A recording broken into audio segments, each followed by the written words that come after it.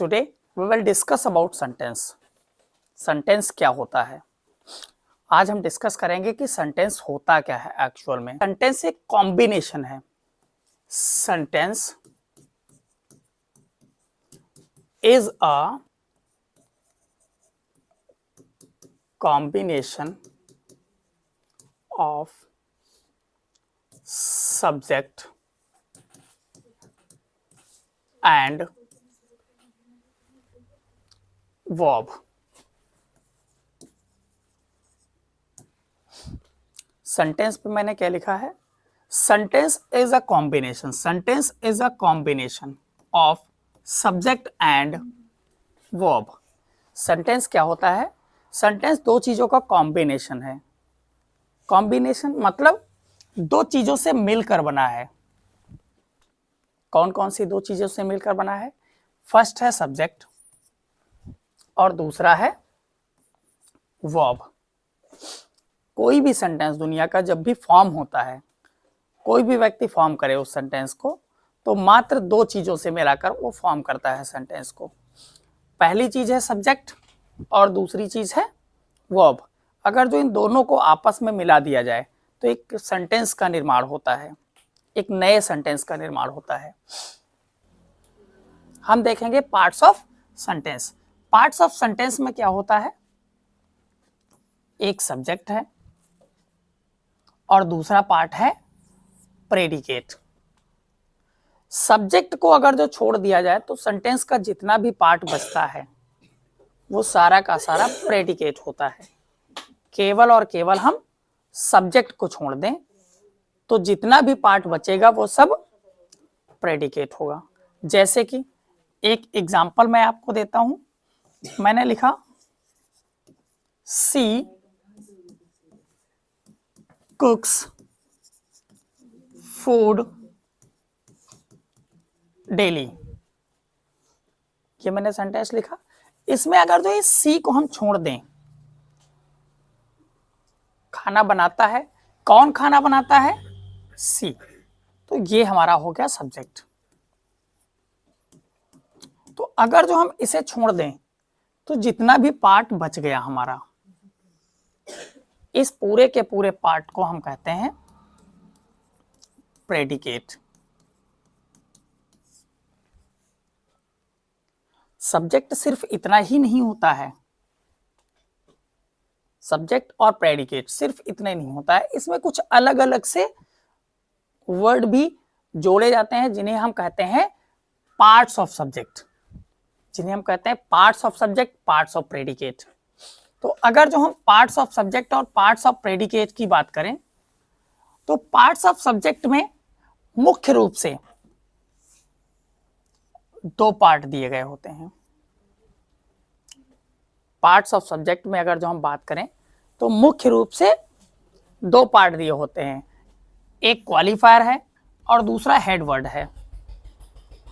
आपको एक चीज हमेशा नोट कर लेनी होगी कि हेड वर्ड में हमेशा नाउन ही आता है। हेड वर्ड में हमेशा नाउन ही आता है। दूसरे अगर जो पार्ट की बात करें हम तो हेड वर्ड के अलावा दूसरा पार्ट है हमारा क्वालिफायर। क्वालिफायर क्या होता है? क्वालिफायर वो वर्ड होता है जो चीजों को क्वालिफाई करता है, अर्थात नाउन के बारे में जो अधिक जानकारी देता है उसे हम क्वालिफायर कहते हैं। क्वालिफायर का मुख्य जो पार्ट होता है वो होता है एडजेक्टिव। एडजेक्टिव को ही हम क्वालिफायर कहते हैं। मुख्य रूप से किसी भी एडजेक्टिव को ही हम क्वालिफायर कहते हैं। लेकिन इसमें एक और चीज लिखी है, डिटरमाइनर।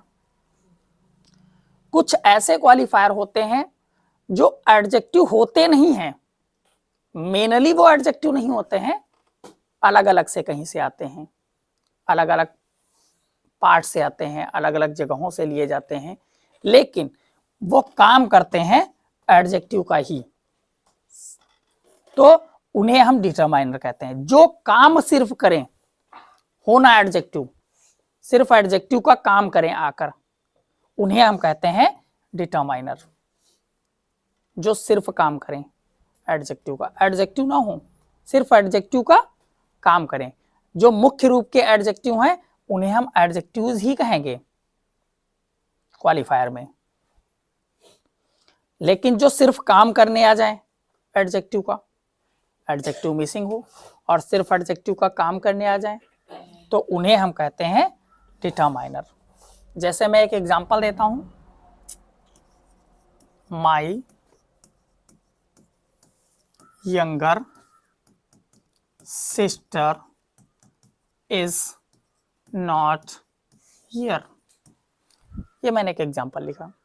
इस सेंटेंस में अगर जो आप देखेंगे तो सिस्टर जो है ये हमारा हेड वर्ड है, नाउन है, हेड वर्ड है। तो यहां से लेकर यहां तक पूरा का पूरा पार्ट सब्जेक्ट है, लेकिन सिर्फ हेड वर्ड जो है वो हमारे पास नाउन है। तो बचे हुए ये दो वर्ड क्या हैं? इसी में से एक है हमारा मेन एडजेक्टिव, ये है एडजेक्टिव, इसी को कहते हैं एडजेक्टिव।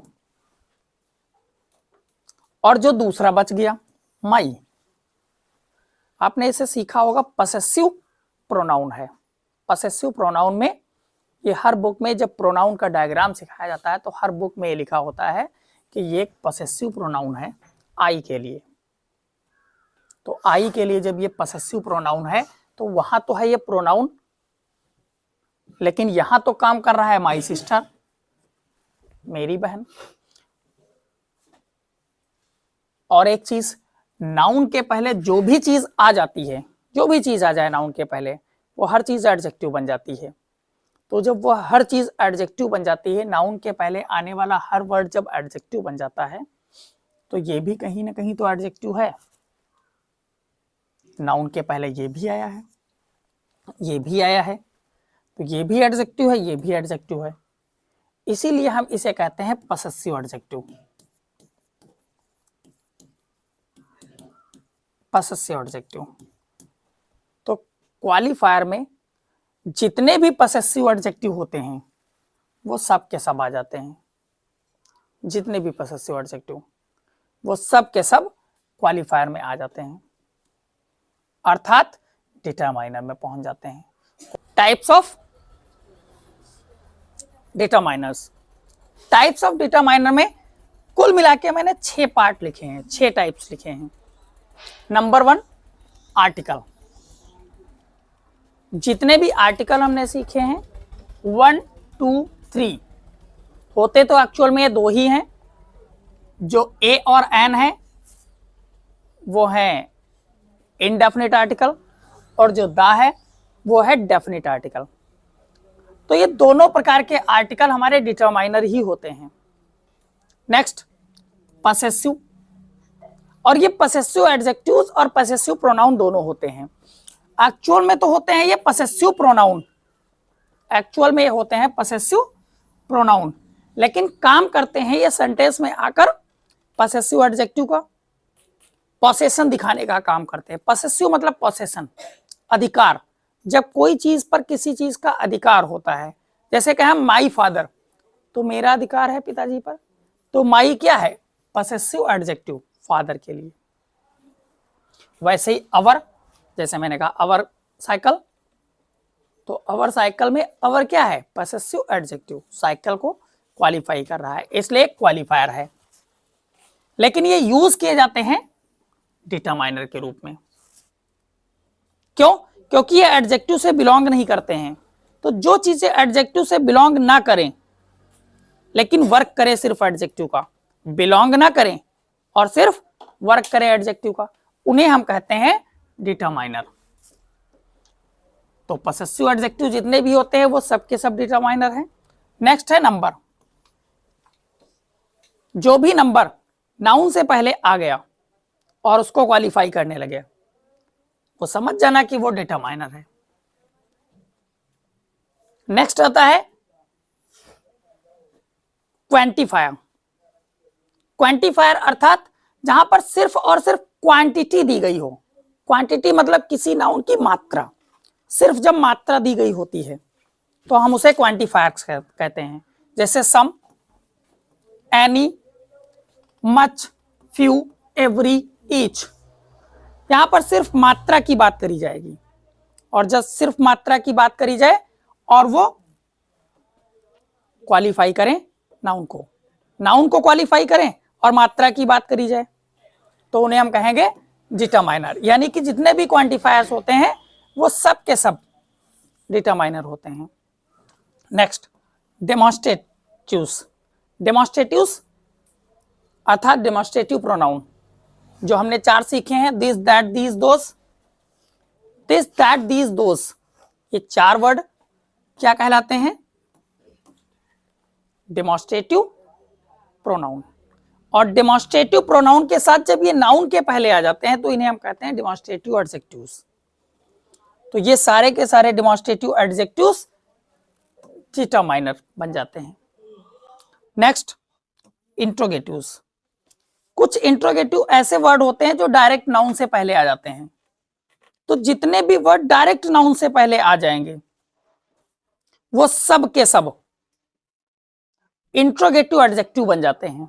सब के सब इंट्रोगेटिव एडजेक्टिव बन जाते हैं। और जब वो इंट्रोगेटिव एडजेक्टिव बन गए तब हम उन्हें कहेंगे डिटरमाइनर।